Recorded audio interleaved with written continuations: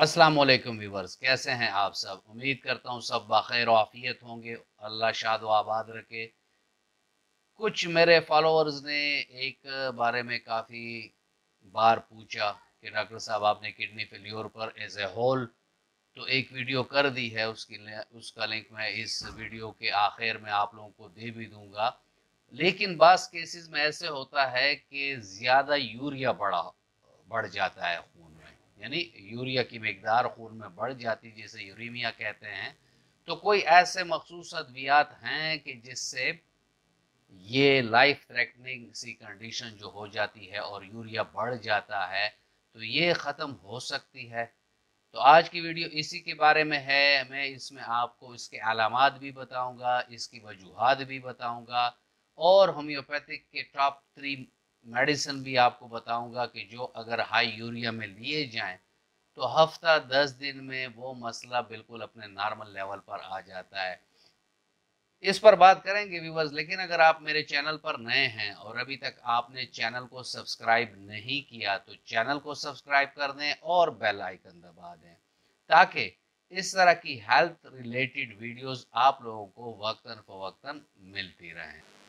Viewer, uraemia ये वो condition होती है कि जब हम रीनल फंक्शन टेस्ट करते हैं तो उसमें जो रिजल्ट आता है, अक्सर इसमें दो चीज़ें लोग देखते हैं।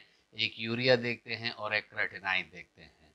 तो इस टेस्ट में वो यूरिया जो होता है उसके जो लेवल्स होते हैं वो एलिवेट होते हैं, यानी ज़्यादा होते हैं। यूरिया और इस तरह के टॉक्सिक मटेरियल हमारी किडनीज ही फिल्टर करके यूरिन के ज़रिए बॉडी से बाहर निकालती है। तो ये तो वाज़े तौर पर समझ आने वाली बात है कि जब किडनी अपना प्रॉपर फंक्शन करेगी नहीं तो यूरिया ब्लड में बढ़ेगा।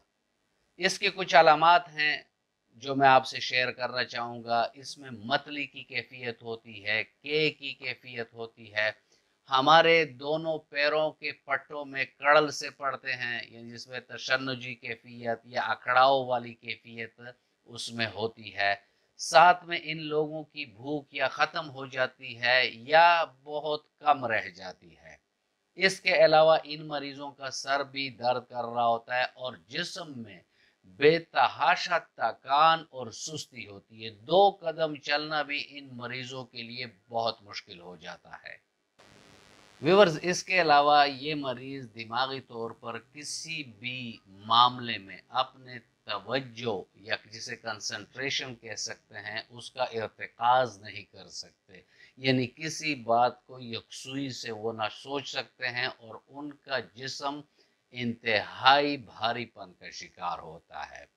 तो ये तो हो गई कुछ चीदा चीदा सी अलामात। अब हम वजूहात की तरफ जाते हैं कि उसमें कौन सी ऐसी वजूहात हैं कि जिसकी वजह से हमारे खून में यूरिया बढ़ जाता है।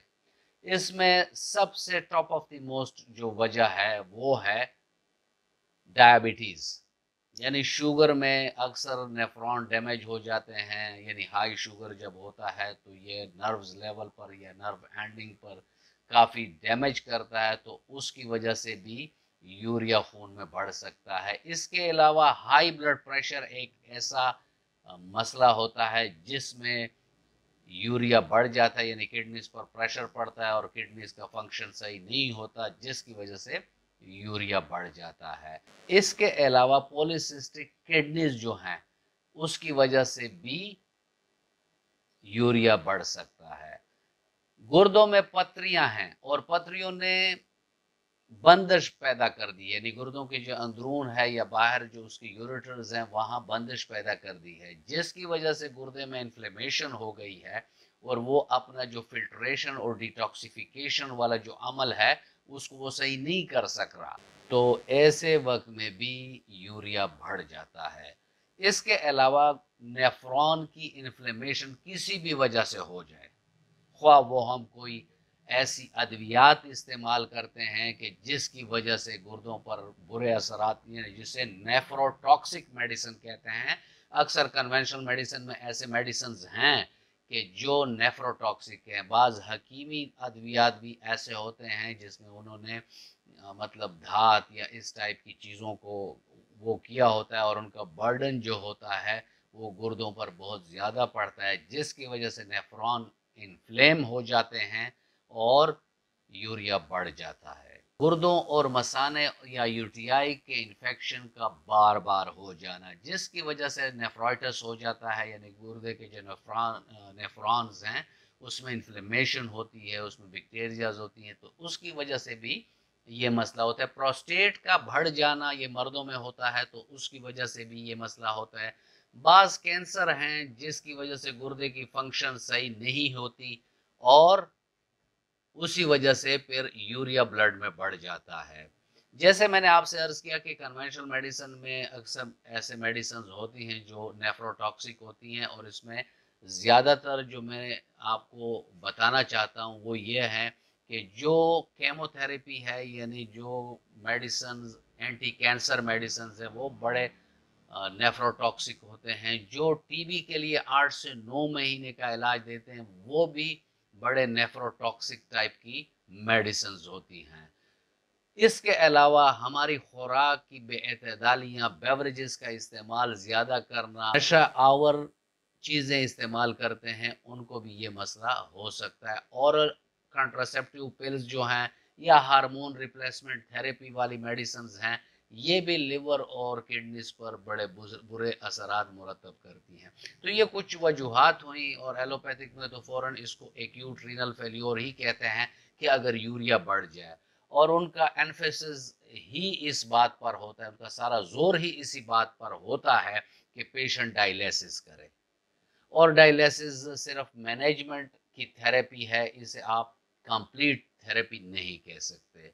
यहाँ मैं आपको बताता चलूँ कि होम्योपैथिक में, जैसे मैं आपसे अक्सर अर्ज करता हूँ कि आप वजह को देखें और वजह को ट्रीट करें, बीमारी खुद ठीक हो जाएगी।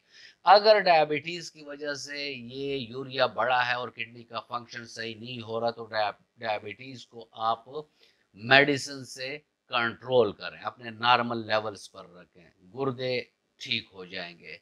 अगर हाई ब्लड प्रेशर की वजह से ये मसला आ रहा है, तो हाई ब्लड प्रेशर को ठीक करें, गुर्दे खुद ब खुद ठीक हो जाएं। अगर गुर्दों में पथरियां हैं और मसला है, तो पथरियों का इलाज करें, इन्फेक्शन का इलाज करें।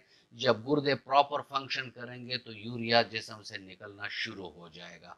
इसके अलावा अगर गुर्दे में सिस्ट हैं, तो सिस्ट को ख़त्म करें और उसके बाद ये मसला भी हल हो जाएगा। यहाँ मैं सिर्फ आपको 3 ऐसी बेहतरीन मेडिसिन बताऊंगा कि अगर आप वो काजेटिव मेडिसिन के साथ, यानी किसी वजह की वजह से जो यूरिया बढ़ा है, उस वजह की अद्वियात, और साथ में अगर ये अद्वियात आप देते हैं तो यूरिया 1 हफ्ते के अंदर नॉर्मल हो जाता है।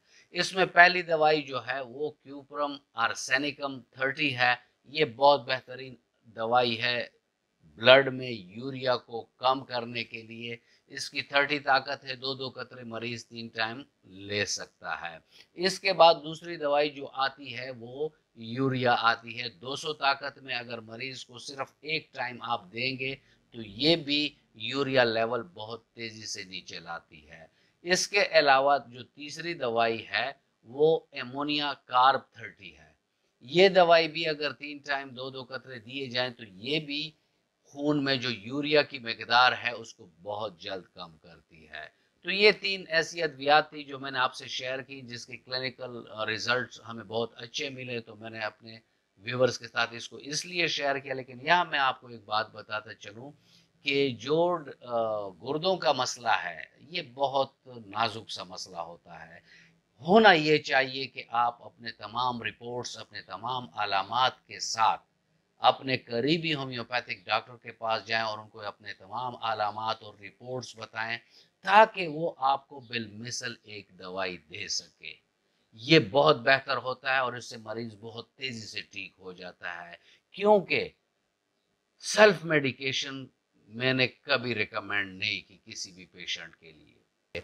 गुर्दों के मरीजों के लिए जो फूड टिप है वो ये है कि ये लोग ज़्यादा मीठी ग़ज़ा ना खाएं, ज़्यादा नमक का इस्तेमाल ना करें, बल्कि नमक को बंद ही कर दें तो अच्छा है। पानी का इस्तेमाल ज़्यादा करें, प्रोटीन गोश्त जो हो गया, डेयरी प्रोडक्ट्स जो हो गई, अंडे हो गए, तो इनसे भी ये मरीज़ अपने आप को बचा कर रखे। लीफी वेजिटेबल्स वो लिया करें ताकि उनको विटामिन और ये चीज़ें भी प्रॉपर नेचुरल वे से मिले और उनका मसला भी जल्द ठीक हो। व्यूअर्स, ये था आज का टॉपिक और मैं उम्मीद करता हूँ कि आपको अच्छा लगा होगा। अगर आपको अच्छा लगा है तो वीडियो को लाइक कर दें और अपने फ्रेंड एंड फैमिली मेम्बर्स के साथ इसको शेयर कर दें। मिलते हैं किसी ऐसी ही अच्छी वीडियो में, तब तक के लिए इजाज़त। अल्लाह हाफिज़।